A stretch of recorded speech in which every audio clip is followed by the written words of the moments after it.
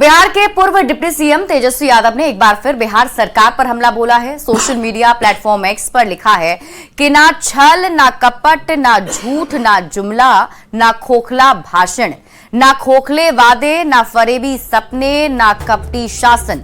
अब किसी भी बहकावे या बहाने में नहीं आना है। बिहार के लोगों ने ठाना है बिहार को नंबर 1 बनाना है। असली मुद्दे, असली वादे और असली नियत, पक्के इरादे के साथ आगे बढ़ना है। और हम आपको ये तस्वीर भी दिखा रहे हैं। सोशल मीडिया साइट एक्स पर तेजस्वी यादव ने पोस्ट किया है और पोस्ट करने के साथ ही बिहार सरकार पर निशाना साधा है, जिसे उन्होंने कहा है कि बिहार ने ठाना है कि बिहार को अब नंबर 1 बनाना है। केंद्रीय मंत्री गिरिराज सिंह ने ममता बनर्जी के रामनवमी के दिन की छुट्टी को लेकर निशाना साधा। गिरिराज सिंह ने कहा कि आज नरेंद्र मोदी का दिन है। नरेंद्र मोदी को कोटि कोटि धन्यवाद देना चाहता हूं, क्योंकि जो लोग कल तक मंदिरों में जाने से कतराते थे वो आज कोर्ट पर जनेऊ पहनने लगे हैं और त्रिपुंड चंदन लगाने लगे हैं। साथ ही उन्होंने कहा कि जो ममता बनर्जी खास समुदाय के लिए रेड कारपेट बिछाती थी, आज वो सरकारी छुट्टी देने की घोषणा कर रही हैं।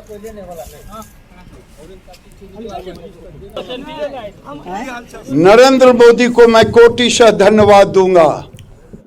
जो लोग कल तक मंदिरों में जाने से कतराते थे वो कोर्ट पर जनेऊ पहनने लगे, त्रिपुंड लगाने लगे। जो ममता बनर्जी मुसलमानों के लिए रेड कारपेट बिछाती थी, जिस दिन हिंदू एकजुट होगा उस दिन पूरे भारत में हमें सम्मान मिलेगा। ममता बनर्जी क्या, पूरा राजनीतिक दल नतमस्तक होगा।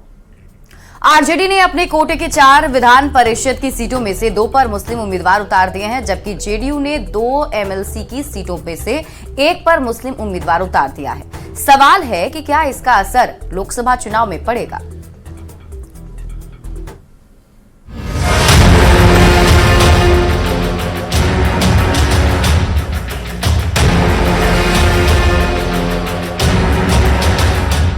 लोकसभा चुनाव के पहले बिहार में 11 सीटों पर विधान परिषद के चुनाव हो रहे हैं। बिहार की 2 बड़ी क्षेत्रीय पार्टी आरजेडी और जेडीयू ने जो उम्मीदवार उतारे हैं, जरा उन पर गौर करिए। इंडिया अलायंस के खाते में 5 सीटें आ रही हैं, जिसमें 4 सीटें आरजेडी कोटे की हैं। आरजेडी ने विधान परिषद के लिए जिन 4 नामों का ऐलान किया है, उनमें 2 मुस्लिम चेहरे हैं, अब्दुल बारी सिद्दीकी और फैसल अली। मतलब आरजेडी ने आधे यानी कि 50% सीट पर मुस्लिम उम्मीदवार उतार दिए हैं।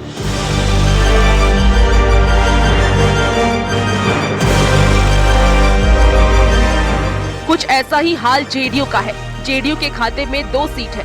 एक सीट पर खुद जेडीयू के अध्यक्ष और बिहार के मुख्यमंत्री नीतीश कुमार उम्मीदवार हैं, तो दूसरी सीट पर पार्टी खालिद अनवर को विधानमंडल के ऊपरी सदन भेज रही है। अल्पसंख्यक समाज के लोगों को मिला, तो मुख्यमंत्री जी की हमेशा ये कोशिश रहती है कि इस वर्ग जो वंचित समाज ये है, शोषित समाज रहा है, इसका रिप्रेजेंटेशन सदन में मजबूती के साथ हो सके। एमएलसी चुनाव में आरजेडी और जेडीयू ने जिस तरीके से मुस्लिम उम्मीदवारों को मैदान में उतारा है, उसके पीछे बड़ी वजह वोटों की गणित को माना जा रहा है। जातीय गणना के बाद ये साफ हो चुका है कि बिहार में मुस्लिम आबादी करीब 18% है। ऐसे में विधान परिषद के चुनाव में मुस्लिम उम्मीदवार उतारकर वोट बैंक मजबूत करने की कवायद चल रही है।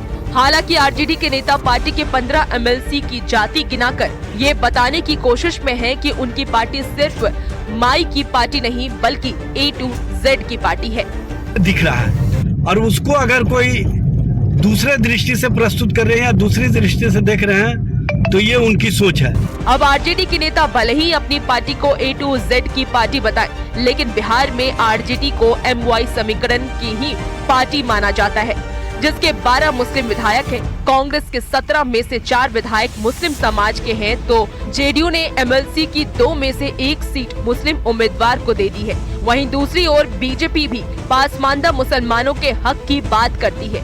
ऐसे में ये समझना भी जरूरी है कि मुस्लिम वोटर क्यों तमाम राजनीतिक दलों के लिए जरूरी है। तो बता दें कि बिहार में ऐसी कई लोकसभा सीट है जहां मुस्लिम उम्मीदवार बेहद निर्णायक भूमिका में है। सीमांचल में 4 सीट पर तो इनकी भूमिका महत्वपूर्ण है। कोशी और मिथिलांचल में भी जीत हार में इनकी भूमिका महत्वपूर्ण मानी जाती है। यही वजह है कि लोकसभा चुनाव के पहले एक बार फिर मुस्लिम पॉलिटिक्स को धार दी जा रही है। न्यूज़ 18 के लिए पटना से आनंद अमृतराज की रिपोर्ट।